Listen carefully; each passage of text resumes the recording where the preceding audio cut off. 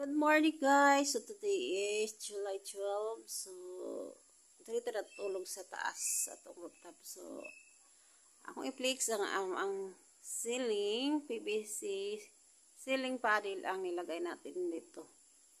So matud ba sa panday ako kamera ang balay diri nga ikaduha nga nagpataod og PVC ceiling kasi PVC ceiling panel kasi most of the house here kay ang ilahang ceiling kay karabitang hardiplex bitaw sa amo apod sa balay diri sa ubos kay hardiplex pod bati kay ang hardiplex guys kay hugaw lang taon kailangan pa nating batakan kailangan pang pintalan ana bitaw so ang PVC ceiling panel manggod kay neat na siya tan-awon kay ayan. Yan po ang PVC ceiling panel, white na may touch na medyo black gamay yung pinili ko, no. So, ang anbita ang purpose aning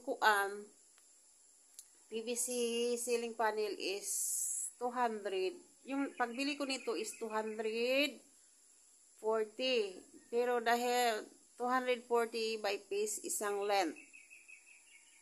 No, isa na siya ka length by length na siya.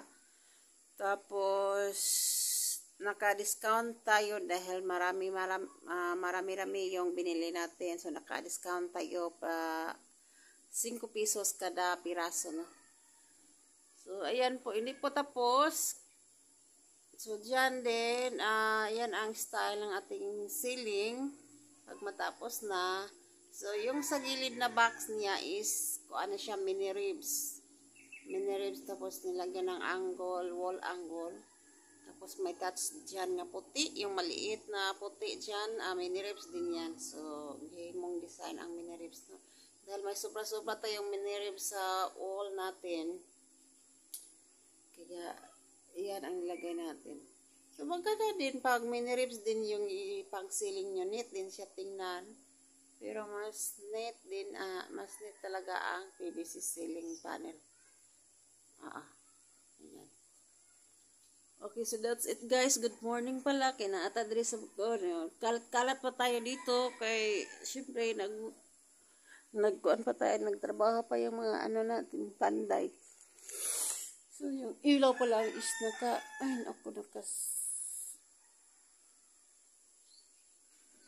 tapos, palagyan pa natin yan ng cove light. Nag-order pa ako ng cove light no. Nahuli na ako ng order ng cove light. Saka na ako ng order na natapos na to.